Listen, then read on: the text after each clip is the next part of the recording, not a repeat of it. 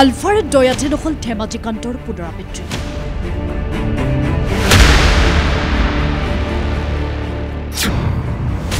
শিৱসাগৰৰ ঘটনা প্ৰবাহতো সৰব আলফা স্বাধীন ইফালে মুখ্যমন্ত্ৰীৰ আজি প্ৰত্যক্ষ স্বীকাৰ যে ম্যানমাৰত এতিয়া 400 আলফাটো প্ৰভাৱ আছে অসমত নাই বুলি আপুনি কেনেকৈ ক'ব 400 ল'ৰা ম্যানমাৰ কেম্পত আছে আলফা স্বাধীন এতিয়াও অত্যন্ত সক্ৰিয়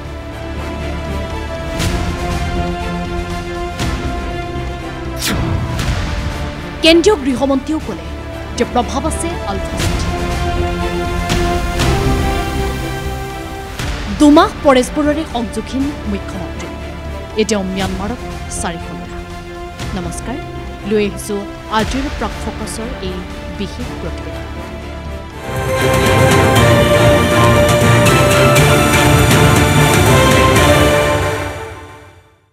79 চনৰ পৰা 2024 45 বছৰীয়া এখন দীঘলীয়া সংগ্ৰাম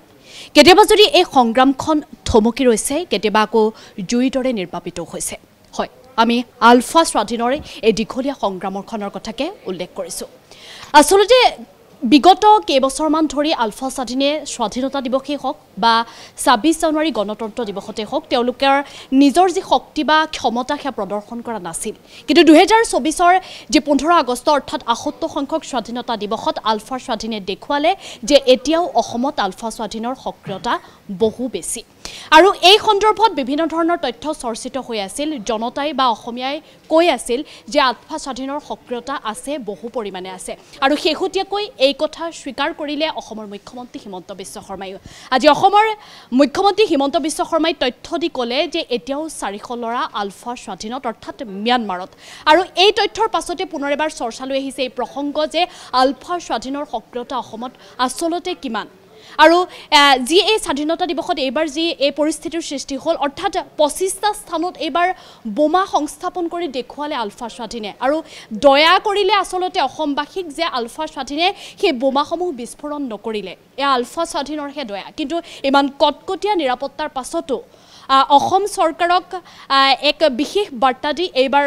আলফা স্বাধীনে কেইবাটাও স্থানত অৰ্থাৎ 25টাকৈ স্থানত বোমা সংস্থাপন কৰি এক বাৰ্তা দি গ'ল আৰু শেহতীয়াকৈ শৃংখল চলিহা অৰ্থাৎ শিৱসাগৰৰ যিটো প্ৰসংগ সেই প্ৰসংগটো আলফা স্বাধীনে এক বিশেষ সক্ৰিয়তা প্ৰদান কৰি ভাবুকি দিলে যে আলফা স্বাধীনৰ সক্ৰিয়তা আছে শৃংখল চলিহাৰ বিৰুদ্ধে কিবা বিশেষ ব্যৱস্থা গ্ৰহণ কৰিলে কথা ভাল নহ'ব বুলিও এক প্ৰকাৰে ক'লে আলফা স্বাধীনে আৰু এই সমগ্ৰ বিষয়টো কেন্দ্ৰ কৰি আজি কথা পাতিম প্ৰাক ফ'কাছত আৰু প্ৰাক ফ'কাছত এই সন্দৰ্ভত বিশেষ বিশ্লেষণ আগবঢ়াবলৈ আমাৰ লগত উপস্থিত আছে সহযোগী সংবাদকৰ্মী শাকিল আহমেদ নিশ্চয়কৈ আলফা স্বাধীনৰ যি প্ৰসংগ হে চৰ্চিত হৈ আছিল বহুদিন ধৰি আৰু আজি শেহতীয়াকৈ মুখ্যমন্ত্ৰীয়ে এই কথা স্বীকাৰ কৰিছে যে আলফা স্বাধীন অৰ্থাৎ ম্যানমাৰৰ শিবিৰত এতিয়াও 400 ল'ৰা আসলতে সমগ্ৰ ঘটনাটো কেনেদৰে আৰম্ভ হৈছিলে আৰু আজিৰ পৰ্যন্ত মুখ্যমন্ত্ৰীয়ে বিশেষ বাৰ্তা দিয়াৰ পৰ্যন্ত তথ্যসমূহ কেনেদৰে আহি এই পৰ্যন্ত পাইছে হয় ৰিজা ইতিমধ্যে দেখা গৈছে যে বিভিন্ন সময়ত আলফাৰ প্ৰসংগটো আলোচিত হয় বা আলফা সক্ৰিয় নে আলফা আচলতে দুৰ্বল হৈছে এই সমগ্ৰ বিষয়ে বিভিন্ন সময়ত চৰ্চা হয় ইয়াৰ মাজতে কিছুদিন পূৰ্বে আচলতে আলফাৰ যিখিনি আলোচনাপন্থী আলফা তেওঁলোকৰ লগত দিল্লীত এখন চুক্তি হৈছিলে কিন্তু আলফা স্বাধীনৰ মুখ্য সেনাধ্যক্ষ পৰেশ বৰুৱা কিন্তু তেওঁলোকক এতিয়ালৈকে সৈমান কৰাব পৰা নাই বা তেওঁলোকে আলোচনাৰ কাৰণে ইচ্ছুক হয় কিন্তু এতিয়ালৈকে আলোচনাৰ পৰিৱেশ হোৱা নাই বা তেনেকুৱা এটা কথা ইতিমধ্যে ওলাইছে এইখিনিতে আমি ক'ব লাগিব যে 15 আগষ্ট তাৰিখে যেনেকুৱা ধৰণে এক বোমাতংকই সমগ্ৰ ৰাজ্য জোকাৰি গ'ল আৰু আপুনি উল্লেখ কৰা ধৰণে যে আলফাই আচলতে এক প্ৰকাৰ দয়া কৰাৰ নিচিনা হ'ল যে বমকেইটা নুফুটিলে আচলতে এই ক্ষেত্ৰত কিন্তু আলফাই নিজৰ যি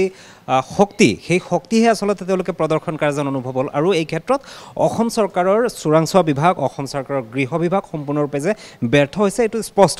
কাৰণ অসমৰ এটা দুটা ঠাই নহয় 25টাকৈ স্থানত আলফাই কিন্তু সুকলমে খুব ধুনীয়াকৈ তেওঁলোকে সুকলমে কিন্তু তেওঁলোকে বম স্থাপন কৰিছিল বোমা সংস্থাপন কৰিছিলে আৰু তাৰ খবৰ কিন্তু কোনো প্ৰকাৰেই কিন্তু অসম আৰক্ষীৰ যি চোৰাংচোৱা বিভাগ অসম আৰক্ষীৰ যি গৃহ বিভাগ বা অসম আৰক্ষীৰ যি সম্পূৰ্ণ যি কটকটীয়া কাৰণ স্মাৰ্ট পুলিচ বুলি বিভিন্ন অসমত মুখ্যমন্ত্ৰী হওক বা বিভিন্ন বিধায়ক বা মন্ত্ৰীসকলে যেনেকুৱা ধৰণে প্ৰশংসা কৰে বা আমিও অসম পুলিচক লৈ পেলাই বিভিন্ন সময়ত ভাল বাতৰি পৰিৱেশন কৰি আহিছোঁ বা তেওঁলোকৰ ভাল কামখিনি আমি প্ৰশংসা কৰিছোঁ কিন্তু এই ক্ষেত্ৰত তেওঁলোকে যেনেকুৱা ধৰণে 25টাকৈ স্থানত বম স্থাপন কৰাৰ পিছতো কোনো খবৰ লাভ নকৰিলে যেতিয়া আলফা স্বাধীনে নিজে ইমেইলৰ জৰিয়তে যেতিয়া তেওঁলোকে সমগ্ৰ স্থান দেখুৱাই দিলে বা প্ৰত্যেকটো একদম টু দ্য পইণ্টত কৈ দিলে যে অমুক ঠাইত অমুক গাড়ীৰ ভিতৰত আছে এনেকুৱা ধৰণে একদম টু দ্য পইণ্টত যেতিয়া কথাবিলাক কৈ দিলে তাৰ পিছতো কিন্তু দুটাকৈ দিন লাগিছিলে অসম আৰক্ষীৰ সেই যি বমখিনি সংস্থাপন কৰিছিল সেয়া বাহিৰ কৰিবলৈ আৰু অসম আৰক্ষীৰ যি নিষ্ক্ৰিয়তা সেইটো আমি পিছলৈ কেতিয়াবা আলোচনা কৰিম সেইটো এটা বেলেগ বিষয় কিন্তু আলফা স্বাধীনৰ যি আলফাৰ যি ভূমিকা বা তেওঁলোকৰ যি সক্ৰিয়তা সেই সক্ৰিয়তাৰ কিন্তু মাজে সময়ে তেওঁলোকে চৰকাৰ পক্ষই বা আৰক্ষীয়ে তেওঁলোকে ডিনাই কৰিলেও আজিৰ দিনটোত কিন্তু মুখ্যমন্ত্ৰীয়ে নিজে স্বীকাৰ কৰিলে বা বিভিন্ন সময়ত ওলাইছিল যে এতিয়া ম্যানমাৰত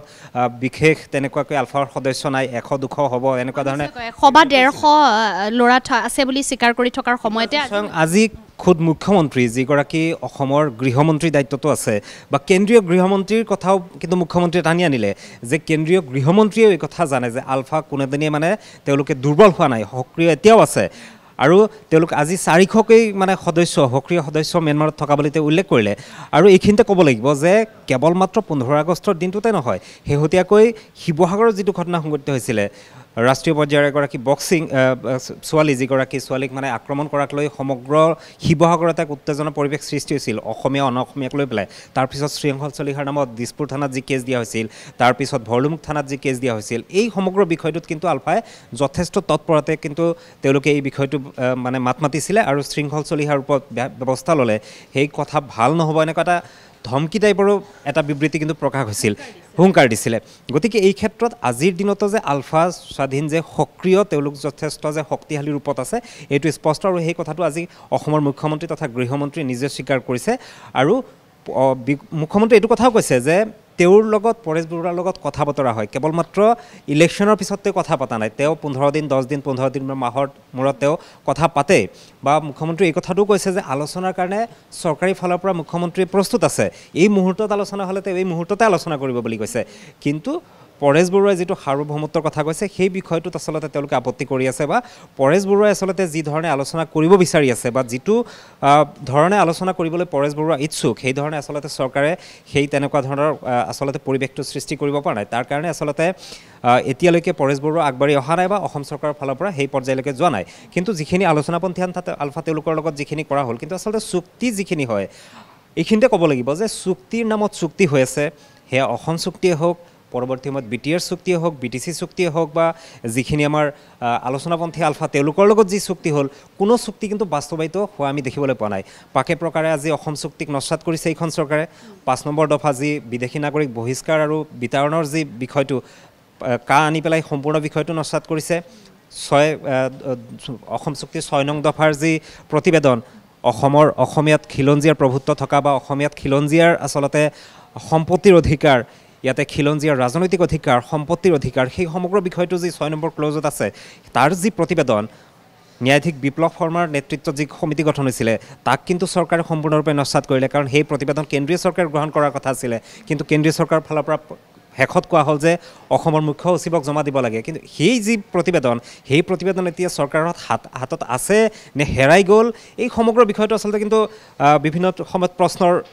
অৱতাৰণা হয় কিন্তু এই ক্ষেত্ৰত আমি পুনৰবাৰ ঘূৰি আহিছোঁ যে আজি আমি আচলতে যিটো বিষয়ে আলোচনা কৰি আছিলোঁ যে আলফা স্বাধীনৰ যি সক্ৰিয় ভূমিকা বা এই ক্ষেত্ৰত এইটো ক'ব লাগিব যে এই বিগত দিনকেইটাত যিটো আলফা স্বাধীনৰ যিটো সমস্যা বা বিগত 45 বছৰীয়া এটা সমস্যা এই সমাধানৰ বাবে বৰ্তমান অসম চৰকাৰৰ ভূমিকা কেনেধৰণৰ অসম চৰকাৰৰ ভূমিকাটো আচলতে এনেকুৱা হোৱা দৰকাৰ কাৰণ যিখিনি আচলতে আলফাৰ নামত যিসকল ব্যক্তি আচলতে এটা সহস্ৰ সংগ্ৰাম চলাই আছে সেই সকলো কিন্তু অসমীয়া তেওঁলোকে কিন্তু অসমৰ ভালৰ কাৰণে চিন্তা কৰিছে বা তেওঁলোকে যে যিটো তেওঁলোকৰ সহস্ৰ সংগ্ৰাম বা তেওঁলোকে যি বিষয়বোৰ লৈ পেলাই আচলতে তেওঁলোকৰ দাবী কি আছিলে যে অসমৰ সম্পত্তিৰ অধিকাৰ অসমীয়াক দিব লাগিব অসমীয়াত অসমৰ খিলঞ্জীয়াৰ প্ৰভুত্ব থাকিব লাগিব অসমত অসমীয়াৰ আচলতে ইয়াতে তেওঁলোকৰ সম্পত্তিৰ অধিকাৰ বিভিন্ন কাম কৰাৰ অধিকাৰ বিভিন্ন যি অধিকাৰ পাব লাগে সেইখিনি পাব লাগে গতিকে তেওঁলোকে সেই সমগ্ৰ বিষয়বিলাক লৈ পেলাই আচলতে তেওঁলোকে যি আন্দোলন কৰিছিলে বা তেওঁলোকৰ যি সহস্ৰ সংগ্ৰাম আছিলে এই ক্ষেত্ৰত কিন্তু অসম চৰকাৰে বিশেষভাৱে আচলতে সকলো বস্তু কাৰণ চাওক সকলো বস্তুত কিন্তু কিছু জটিলতা থাকে তাৰ মাজতে কিন্তু সমাধান কৰিব বিচাৰিলে কৰিব পৰা যায় এই ক্ষেত্ৰত আচলতে অসম চৰকাৰৰ সদিচ্ছা প্ৰকাশ কৰাৰ প্ৰয়োজনীয়তা আছে বুলি ভাবোঁ এই কাৰণেই কাৰণ এনেকুৱা ধৰণে হৈ থাকিলে হয়তো আলফা স্বাধীনে আজি যেনেকৈ বম সংস্থাপন কৰিছিলে সেইখিনি নুফুটিল বা এনেকুৱা ধৰণে যদি অনাগত দিনত যদি আচলতে এনেকুৱা অপ্ৰীতিকৰ পৰিৱেশৰ সৃষ্টি হয় তেতিয়াহ'লে হয়তো পাকে প্ৰকাৰে গৈ পেলাই ক্ষতি আমাৰ অসমীয়াৰে হ'ব কাৰণ অসম উন্নয়নৰ দিশে আগবাঢ়িবলৈ হ'লে আচলতে শান্তিৰ পৰিৱেশৰ প্ৰয়োজন হ'ব অসম যদি অসমীয়া ডেকা ল'ৰাসকলে যদি ভাল কাম কৰিব লাগে তেতিয়াহ'লে এটা শান্তিৰ পৰিৱেশ লাগিব পঢ়া শুনা কৰিবলৈ হওক ব্যৱসায় কৰিবলৈ হওক কাৰণ বিভিন্ন সময়ত আমি দেখিছোঁ বাহিৰৰ পৰা মানুহ আহি পেলাই বহিৰাগত বিভিন্ন বণিক গোষ্ঠী আহি পেলাই অসমত তেওঁলোকে খোপনি পুতিছে বনিয়া গোষ্ঠী আহি পেলাই অসমৰ যি ব্যৱসায় বাণিজ্যৰ যি পথাৰখন আছে সেই গোটেইখিনি দখল কৰিছে মাটিৰ ওপৰত দখল কৰিছে তেওঁলোকে মাটি কিনিছে গতিকে অসমখনত যে বহিৰাগত বনিয়াই আহি পেলাই যে এটা আগ্ৰাসন চলাই আছে সেই সমগ্ৰ বিষয়বিলাক যদি আমি আচলতে বন্ধ কৰিব বিচাৰোঁ বা সেইবিলাকৰ ওপৰত যদি আমি নিয়ন্ত্ৰণ আনিব বিচাৰোঁ তেতিয়াহ'লে আলফা স্বাধীনৰ যি সমস্যা আছে বা তেওঁলোকৰ যিখিনি দাবী আছে বা যিখিনি আলোচনা কৰিবলগীয়া আছে সেই আচলতে অসম চৰকাৰে তৎপৰতে কৰাটো প্ৰয়োজনীয়তা আছে বুলি ভাবোঁ সমগ্ৰ বিষয়টোৰ সন্দৰ্ভত বা আলফা স্বাধীনৰ বৰ্তমান কৰণীয় কি বা আলফা স্বাধীনৰ সন্দৰ্ভত অসম চৰকাৰৰ যি কৰণীয় বা কেন্দ্ৰীয় চৰকাৰৰ কৰণীয় কি এই সকলো দিশ সামৰি